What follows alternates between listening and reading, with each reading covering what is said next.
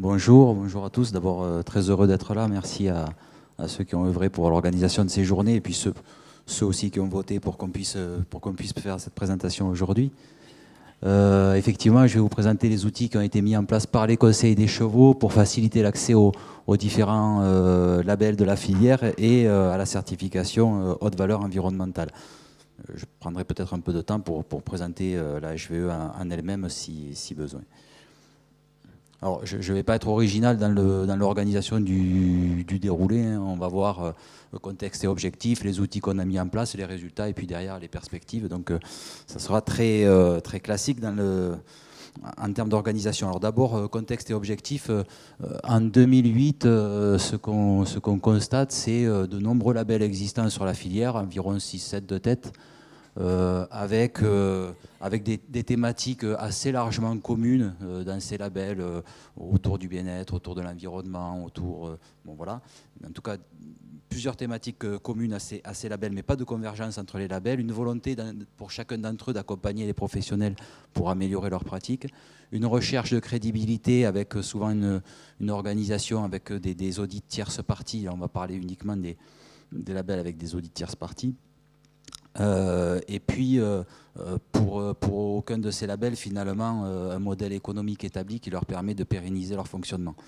Donc la proposition des conseils des chevaux est de mettre en place des outils communs pour accompagner, former, labelliser les professionnels. Et pour ça, ils obtiennent un soutien du fonds EPRON. Également, dans les constats, la haute valeur environnementale qui est très peu présente sur la filière cheval. Alors vous avez une petite infographie qui vient du ministère de l'Agriculture. En 2022, environ 29 000 exploitations agricoles en France qui sont haute valeur environnementale. Ça représente à peu près 7% des exploitations, hein, toutes filières confondues. Dans la filière cheval, 29 exploitations sur toute la France HVE. Ça représente en gros, hein, alors à la louche, mais moins de 0,5%, 0,2% des exploitations équines qui sont certifiées HVE. Donc un retard énorme de la filière sur cette certification. Alors un mot quand même sur la certification environnementale, c'est la certification environnementale portée par le ministère de l'Agriculture, avec 4 thématiques, hein, une thématique liée à l'usage de l'eau, une thématique liée à l'usage des produits phytosanitaires, une thématique liée à la fertilisation, et puis une thématique liée au maintien de la biodiversité. Donc 4 piliers, un plan de contrôle écrit par le ministère, complètement verrouillé, validé maintenant par l'Europe. Bon voilà. Et nous, filière cheval, alors qu'il y a des exploitations qui ne sont pas moins vertueuses que dans les autres filières agricoles, peut-être même au contraire, eh bien, complètement absent de cette certification et de ses avantages, notamment le crédit d'impôt aujourd'hui de 2 500 € pour chaque exploitation certifiée, notamment l'accès aux éco-régimes. Enfin voilà, une filière qui est du coup ne va pas sur la HVE. Donc parmi les objectifs, on se dit il faut structurer ça et trouver une solution d'accompagnement des professionnels.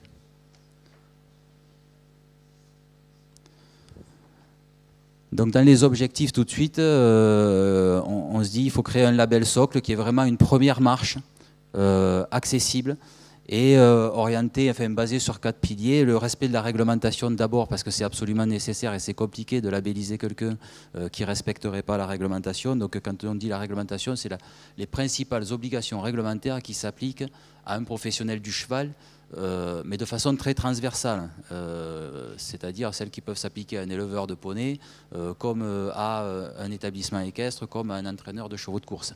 Voilà, on ne va pas chercher les obligations spécifiques à un segment de la filière. Sur la partie bien-être, la base nous semble être la charte du bien-être équin et son guide des bonnes pratiques. Donc on reprend, et ça fait partie du coup de ce label socle, l'ensemble des points, des indicateurs du guide des bonnes pratiques. Sur la partie environnement, c'est un label socle qui est beaucoup plus léger Un, parce qu'on le veut complémentaire à la HVE, et il y a d'autres labels qui environnementalement dans la filière vont déjà beaucoup plus loin. Ça ne sert à rien de faire un label qui va sur cette thématique de façon trop pointue. Et puis sur la partie biosécurité, parce que c'est un enjeu important, quelques points de contrôle sur la biosécurité. Principalement, on fait de la sensibilisation des professionnels. Donc ça, c'est ce qui constitue une première marche sur laquelle on veut amener un maximum de professionnels. L'objectif étant que cette première marche, les professionnels puissent la poursuivre vers la HVE et vers les autres labels sectoriels ou spécifiques, thématiques, par exemple sur l'environnement, qui existent dans la filière. Donc l'objectif, c'est vraiment d'amener un maximum de gens sur une première marche.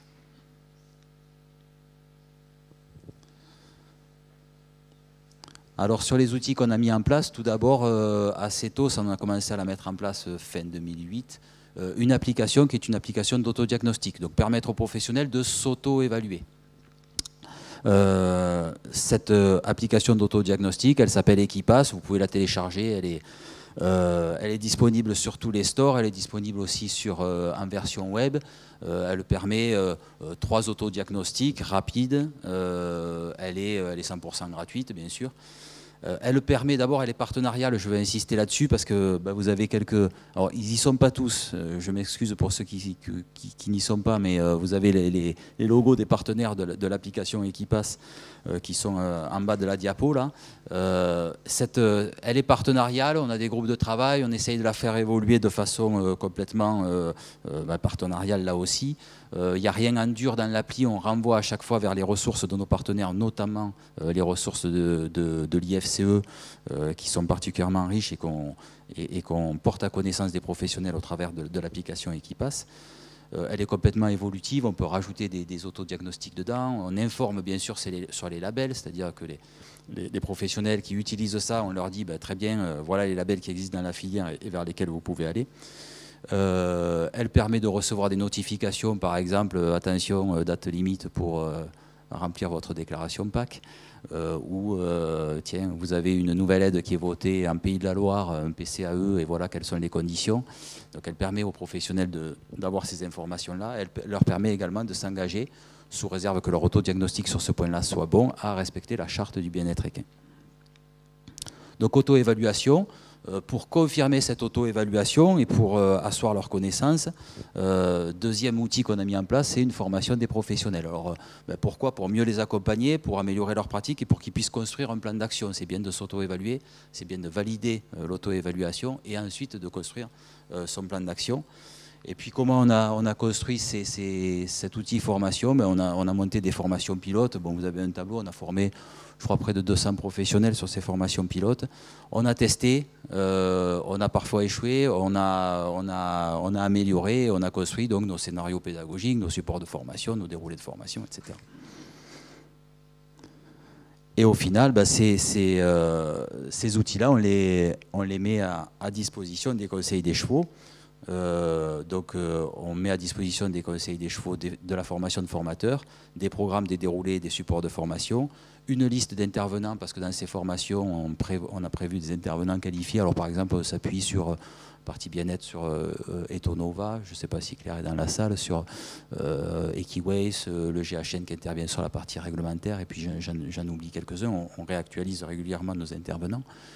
Et puis des supports de communication également pour faire connaître ces formations auprès des sociopros. Et les conseils des chevaux, alors j'ai mis là le logo du conseil des équidés Pays de la Loire parce qu'on est un Pays de la Loire, mais c'est vrai pour tous les conseils des chevaux. Eux, ils calent leur date de formation, ils choisissent leur formateur, leur organisme de formation et ils font de la communication sur ces formations. Donc ça, c'était le deuxième outil. Premier outil, auto-évaluation. Deuxième outil, formation. Et troisième outil, un process de labellisation.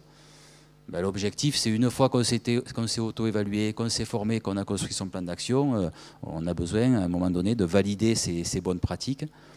Donc, le label socle dont je parlais, qui s'appelle Qualité Équidée, il est déclinable dans chaque région, c'est-à-dire qu'il y a un label socle, mais on peut l'enrichir d'items selon la région. On ne peut pas enlever des items, on ne peut pas être moins disant, mais si une région veut être mieux disante, c'est toujours possible. On établit donc un process de labellisation avec un plan de contrôle, avec une grille d'audit, enfin, c'est très très classique, hein, tout ce qu'on dit là, et un dispositif surtout important de certification, un dispositif de contrôle externe par un organisme certificateur. Ça nous paraît essentiel, notamment si on veut avoir un label qui a une valeur sociétale et qui est opposable quelque part. Hein. Donc ce n'est pas nous qui délivrons une médaille en chocolat, il y a un organisme certificateur qui contrôle notre fonctionnement d'audit, qui recontrôle des gens qui ont déjà été audités et qui valide du coup ce dispositif-là. On a formé un pool d'auditeurs qui sont multilabels, c'est-à-dire qu'ils peuvent auditer quel que soit le label en question. Ces gens qui sont formés à auditer, ils peuvent auditer de la HVE, du Qualité Quidé, mais ils peuvent auditer du France Énergie Animale, ils peuvent auditer quel que soit le label qui serait intéressé par utiliser ce pool d'auditeurs, il peut l'utiliser. Ils sont capables de se former très vite sur un cahier des charges et d'aller auditer les exploitations. L'avantage que ça a, c'est que lorsque vous avez un exploitant qui veut être à la fois, si demain vous avez un exploitant qui veut être HVE, EQRS, plus FEA, plus Qualité Quidé, plus autre chose, ben, il va passer qu'une fois sur l'exploitation. Voilà. L'objectif, c'est toujours des économies d'échelle, que ce soit sur la partie certification par un organisme certificateur ou auditeur. Donc ce pool d'auditeurs, il peut intervenir à la demande de toute démarche qualité de la filière.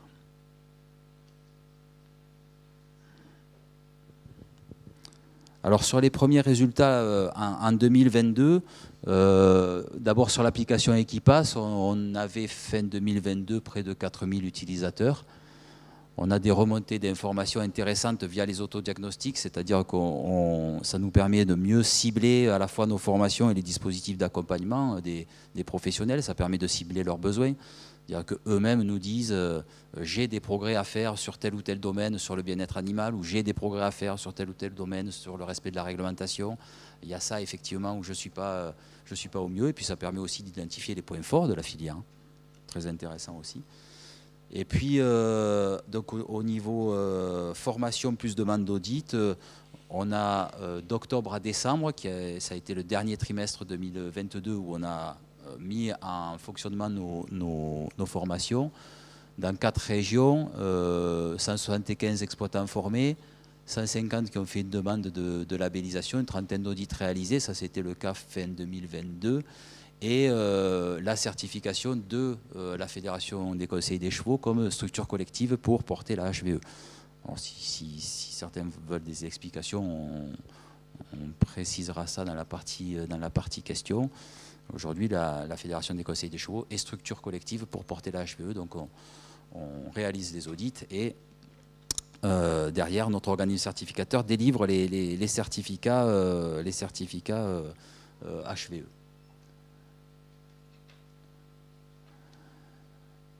Sur le déploiement en 2023, ben, aujourd'hui on en est environ à 400 formés, 11 régions qui sont lancées dans la démarche, environ 100 exploitations labellisées, dont 80 qui sont certifiées haute valeur environnementale, donc qui ont pu bénéficier d'un crédit d'impôt et pour leur déclaration PAC, parce que ça c'était juste avant la deadline de la déclaration PAC, de leurs éco-régimes. Et puis nos objectifs 2023, on va aller fin 2023, c'est rapidement d'être à 500 exploitations certifiées. Sur les premiers effets de ce dispositif-là, là vous avez un tableau fourni par le ministère de l'Agriculture. Vous voyez 1er juillet 2022, 33 exploitations avec des équins. On en est 1er janvier 2023, on était à 75. Là, ça a pratiquement doublé. Nous, en tant que structure collective, on a certifié, alors 69, c'est pas tout à fait vrai, c'est 70, je crois, exploitation HVE depuis le début 2023. Mais le pourcentage d'exploitations équines qui sont certifiées HVE reste très en dessous, bien sûr, des autres filières. On est loin d'avoir rattrapé notre retard sur ce point-là. Alors, j'insiste là-dessus parce que c'est important, ça a un intérêt pour un exploitant, bien sûr, d'être certifié HVE, mais ça a aussi un intérêt de filière. C'est-à-dire que être une filière qui affiche ses bonnes pratiques environnementales vertueuses avec une certification qui est la certification agricole qui s'applique à toutes les autres filières, c'est-à-dire qu'on n'est pas un cas à part, on rentre dans le moule de toutes les autres filières agricoles et on est capable collectivement d'afficher nos bonnes pratiques, ça nous semble important. Les perspectives très vite, 1000 professionnels formés d'ici la fin de l'année et 500 exploitations certifiées d'ici la fin de l'année également, ce qui permettrait de faire tomber sur la filière cheval, en gros, un peu plus d'1 million d'euros de crédit d'impôt directement chez les professionnels et un peu plus d'1 million d'euros également d'accès aux éco-régimes. Juste, je conclus avec ça, sur les gens qu'on a certifiés HVE aujourd'hui, on en a plus de 80% qui font une déclaration PAC. On en a moins de 5% qui irriguent. On en a environ 20% qui n'utilisent pas de produits qui utilisent des produits phyto et à peu près 20% également qui fertilisent. Ça nous permet aussi de faire remonter des infos sur ces gens-là et de s'apercevoir que dans les indicateurs HVE, ils sont très vertueux comparativement à ce qu'on peut trouver dans d'autres filières. Et puis on engage, si tout va bien, ça dépend de nos financeurs, en 2023, un grand plan de communication sur les professionnels qui sont engagés parce que l'objectif c'est de mettre en valeur ces professionnels-là. Je peux laisser la diapo affichée pendant les questions. Comme ça on gagne un petit peu de temps. Je vous remercie pour votre attention.